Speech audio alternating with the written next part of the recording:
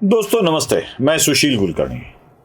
प्रधानमंत्री नरेंद्र मोदी आजकल अपने भाषणों में बड़े ही आक्रामक तेवर दिखाते नजर आ रहे हैं। उनके भाषणों को लेकर बहुत सारी चर्चाएं भी हो रही है। उनके विरोधक उनके ऊपर टूट पड़ रहे हैं, कह रहे हैं कि ये आदर्श आचार संहिता का उल्लंघन है। ऐसी तरह तरह की बातें की जा रही है। प्रधानमंत्री ने कांग्रेस के ऊपर हमला करते हुए हाल ही में एक बहुत कड़वी बात कह दी, सच बात लेकिन कड़वी बात कह दी। उन्होंने कहा कि अल्पसंख्यकों के नाम पर देश की साधन संपत्ति का पहला अधिकार मुसलमानों का है, घुसपैठियों का है, ऐसा कांग्रेस कहती है।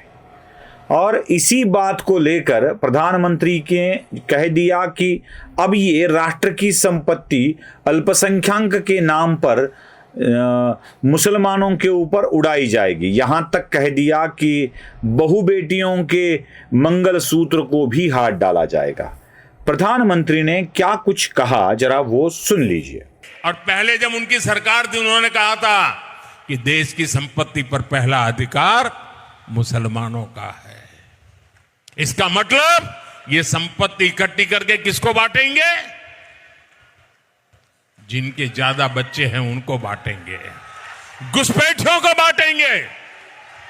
क्या आपकी मेहनत की कमाई का पैसा घुसपैठियों को दिया जाएगा?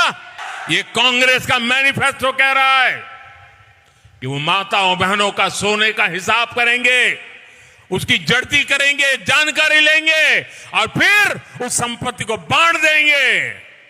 ये अर्बन नक्सल की सोच, मेरी माताओं बहनों, ये आपका मंगलसूत्र भी बचने नहीं देंगे, यहां तक जाएंगे, मैं कहने आया हूं। सुना प्रधानमंत्री के इन बयानों को सुनने के बाद ये कैसी बात कर रहे हैं, क्यों कर रहे हैं, यह सवाल अपने मन में आ जाता है। अब प्रधानमंत्री एक कांग्रेस के अब के जो वचननामा है उनका, वो जो जिसे मैनिफेस्टो बोला जाता है इलेक्शन का, उसमें उन्होंने फिर से एक बार देश की साधन संपत्ति पर अल्पसंख्यकों का अधिकार है, इन बातों पर जोर दिया था। मुझे आश्चर्य इस बात का है कि देश में जो समुदाय 13 से आगे परसेंट आगे है, उसे अल्पसंख्यक कैसे कहा जा सकता है? अल्पसंख्यक वह होते हैं जिनकी संख्या अल्प होती है, और 12, 13, 15% के करीब जो लोक संख्या में है, क्या उनको अल्पसंख्यक कहना चाहिए? इस देश में अगर अल्पसंख्यक धर्म के आधार पर किसी को समझना है तो जैन समुदाय को समझना चाहिए, तो सिख समुदाय को समझना चाहिए, तो बौद्ध समुदाय को समझना चाहिए। मतलब बौद्ध, क्रिश्चियन, जैन ये माइनॉरिटी में आते हैं। मुसलमानों को माइनॉरिटी में लेकर मुसलमानों का ही साधन संपत्ति पर अतिरिक्त अधिकार है, यह क्यों कहा जाता है? और सारे के सारे सहूलतें दे दो उनको। अब ये बात जो प्रधानमंत्री कहते हैं वो किस आधार पर कहते हैं, यह भी समझ लेना चाहिए। बात है 2006 की, दिसंबर की, और 2006 में उस वक्त के प्रधानमंत्री मनमोहन सिंह ने यही बात खुले तौर पर कह दी थी। क्या कहा था मनमोहन सिंह ने, वह भी आप देख लीजिए। We will have to devise innovative plans to ensure that minorities, particularly the Muslim minority, are empowered to share equitably in the fruits of development. They must have the first claim on our resource. देखा, अब जो दिसंबर 2006 में मनमोहन सिंह जी बात कर रहे थे, वही बात आज के इलेक्शन के जाहिरनामे में कांग्रेस लेकर आई है। अब क्यों लेकर आई है? तो बेचारों को 2014 के बाद 24 तक सत्ता करने का मौका ही नहीं मिला। तो यही बातों को लेकर आज कांग्रेस फिर से एक बार आई है कि कहीं एक जिनको अल्पसंख्यक समझा जाए और बड़ी संख्या में मतदाताओं का हिस्सा हो, जो 12 से 15% है, वह अपने साथ आ जाए। यही कांग्रेस का धोरण है, यही कांग्रेस की रणनीति है। अब अल्पसंख्यक के नाम पर मुस्लिम तुष्टीकरण की बात कर कर एक बड़े समुदाय को अपने पास खींचने वाली कांग्रेस तुष्टीकरण की बात तो कहती है, लेकिन जब तुष्टीकरण की बात पर कोई सवाल उठाता है तो उसी सवाल को कांग्रेस वाले कहने लगते हैं कि यह गलत है। अब दिसंबर 2006 में प्रधानमंत्री उस वक्त के मनमोहन सिंह जो बात कर रहे थे, क्या वह सिर्फ कहने वाली बात थी? क्या वह सिर्फ चुनावी जुमला था? बिल्कुल नहीं। यह बात प्रत्यक्ष रूप में अमल में लाने के लिए बड़े प्रयत्न चल रहे थे।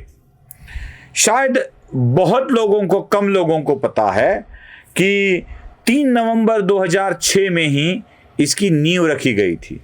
रंगनाथ मिश्रा नाम के एक व्यक्ति का कमीशन बनाया गया था, आयोग बनाया गया था, और उस आयोग ने यह निष्कर्ष निकाले थे कि मुसलमानों को अनुसूचित जाति के प्रवर्ग में सम्मिलित किया जाए और उन्हें अलग से आरक्षण का मौका मिले।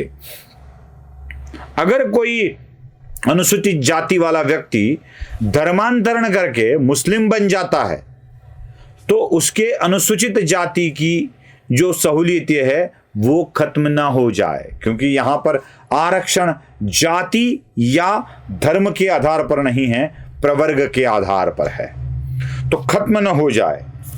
सरकारी नौकरियों में मुसलमानों को अलग से 15% आरक्षण रखा जाए, यह भी उस वक्त रंगनाथ मिश्र वाला कमीशन काम कर रहा था।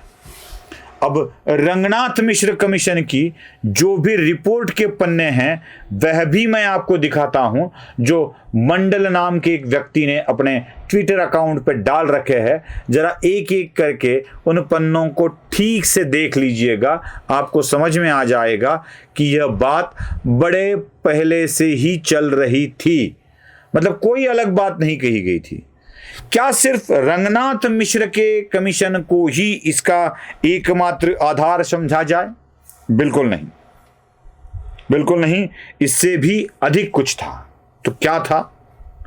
उसी वक्त, उससे थोड़ा पहले सच्चर समिति की रिपोर्ट आई थी और उसी सच्चर के रिपोर्ट का इंप्लीमेंटेशन हो, इसलिए कांग्रेस बड़ा प्रयत्न कर रही थी। और इसी सच्चर समिति के रिपोर्ट में मुसलमानों को बहुत ही पिछड़ा वर्ग का माना गया था और इसी को लेकर कांग्रेस आगे बढ़ रही थी, लेकिन देश की 80% जनता में इसके विरोध में क्षोभ निर्माण हो गया था, इसलिए इन बातों को कांग्रेस पूरा नहीं कर पाई। जब कांग्रेस पूरा नहीं कर पाई तो इनको ये इंतजार में थे कि कब सही समय मिले, कब सही समय मिले, सच्चर का इम्प्लीमेंटेशन हो या रंगनाथ मिश्रा वाले कमीशन का इम्प्लीमेंटेशन हो, अधिक से अधिक आरक्षण मिले, उनको अधिक से अधिक चीज़ें दी जाए, इसका इंतज़ार ही था। लेकिन 2014 में इनकी सत्ता ही चली गई। तो अब जाके कांग्रेस इसी चीज़ को अपने मैनिफेस्टो में लेकर आई है और मुसलमानों को अधिकाधिक सहूलतें देने का प्रयत्न कर रही है, और इसी चीज़ को प्रधानमंत्री नरेंद्र मोदी ने उठाया है। अब देखते हैं क्या होता है इसके आगे। वीडियो पसंद आया हो तो लाइक, शेयर और सब्सक्राइब जरूर कीजिए। धन्यवाद।